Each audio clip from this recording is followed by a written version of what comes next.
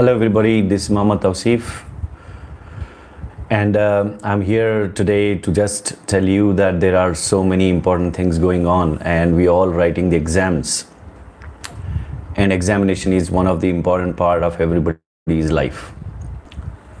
Today I hosted this particular session just to clarify the doubts of the people. Most of the people have doubts in various topics of management, and I want you to come up with your doubts and I'll clarify it today. And this is first time I'm going live, and this is a testing kind of thing for me. And if you are audible, just type a message there that you are audible. Just let me know that you are audible in the chat box. Try to type that, and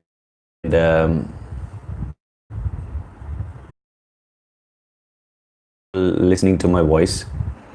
And so guys, fundamentals of management is an important subject which we all know. Yeah, I've got you, and I just saw your message. Thank you so much for joining me. And this is the first time, so let us guys discuss about a lot of things. We can do this every now and then, and I hope you all support me in this particular aspect. So the first unit of fundamentals of management is about management concepts, and most of the people get a lot of doubts whether what kind of questions may come from the first unit, and they're stuck with some or the other idea of studying only functions of management and other things rather than leaving the theories of management. So I request you all to study all the theories of management, right? Start from the scientific management, and don't forget to study the principles of scientific management. Also look at the other aspects, such as the first part, if you're looking at scientific management theories, principles, or 14 principles of Henry Fayol. And the other part of it, you can study functions of management. You can also look at the other questions which are related to your particular unit. Sir, what could be the short answer questions in this particular topic? Please don't forget to study about systems theory. Also look at the small like IT theory, systems theory, management science theory, and these are different approaches to management. So if you have questions on any of these management 5 units, I'm here to help you out, so just let me know. And those guys who are there online, please let your other friends to join us on this particular session, and this 1 hour session will definitely help you in getting as much as knowledge possible for the tomorrow's examination. By the way, best of luck for everybody who's going to write the exams. I want you to get the best results. I have tried to gather all the students from the college to this particular platform called Knowhowpedia, and recorded all these videos for a long time. Even though I went through a lot of cold and fever, I did my best to give you my support during this particular period. I've got a question here. Please explain in short about budgetary and non-budgetary control. Yes, budgetary, non-budgetary control are two different aspects. Actually, in the 5th unit, you have control system, and the control system, there is a budgetary and there is non-budgetary. In the budgetary, whenever we are talking about budgetary controls, we are talking about control system, non-budgetary control. Why? Because in the break-even here, we don't get the loss or the profit. So it is very important for us to distinguish between these two.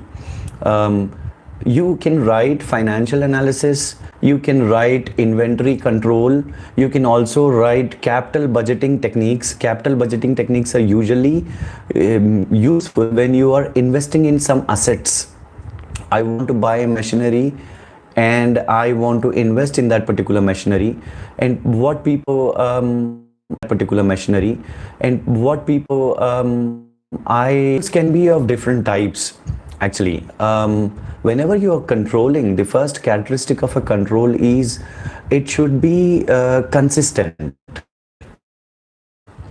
It should not be like I have some sort of after few days I'm changing it again. So people when you have no consistency in the controls, then obviously that will not be helpful. And second characteristic of a control is it should be clear and understood by everybody.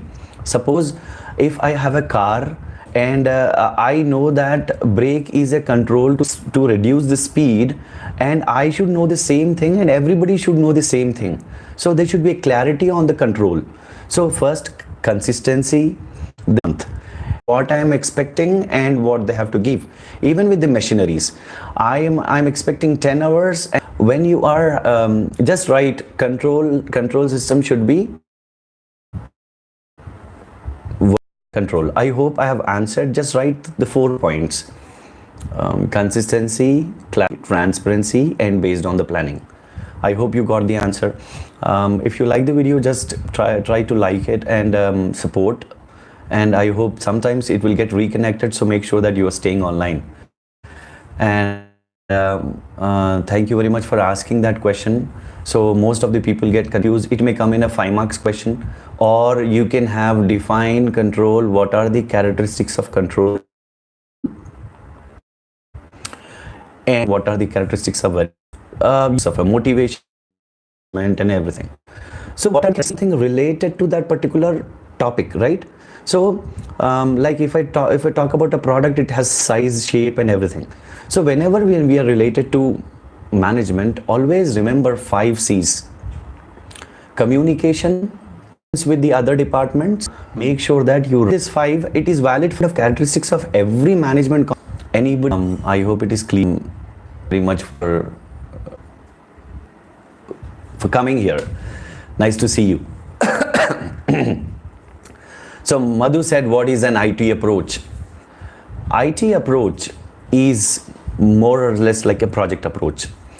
In today's environment, what is happening is most of the companies are going into IT. For example, I have a company. I have to use a different approach. I cannot use an approach which is like a behavioral approach, or I can use an approach which is continuous, because IT approach is completely different. It's a data-driven approach where I take. So classical theory, whenever somebody asks you classical theory, you write about systems management theory, and you also add to Frederick Taylor. These people belongs to classical approach side. So and styles. There are 5 styles. You can write directive, supportive, and facilitative. These 2 are okay to write, but if you want to go a bit easy, go for 3: autocratic, democratic, and laissez-faire.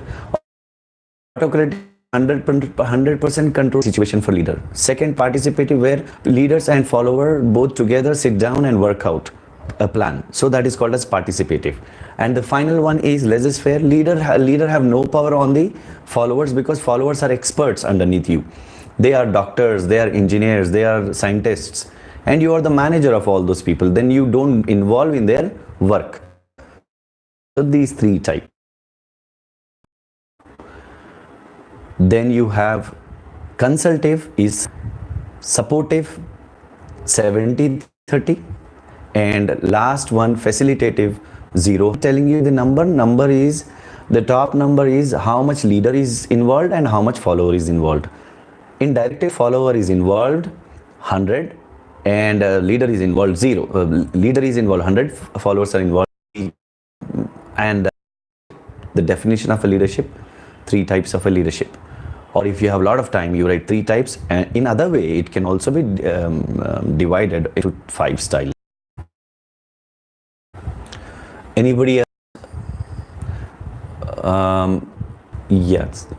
So I actually, the problem was the link which I gave was not working, and if there is somebody, so I have to create a new streaming here. So I've got a lot of, this is first time, and I hope it is working. If it is working, say yes, it is working, so that from next time it will be very easy for us to communicate through this, because I may host a lot of courses, subjects, and I may clarify a lot of doubts through this. So if it is working, just type yes in the chat box, please. If it is working, if it is clear, my audio is not breaking, then type yes. Otherwise, if audio is breaking, type no. There's a lot of new people joining. And I wish you all the best for the examination. I hope I have class which you may.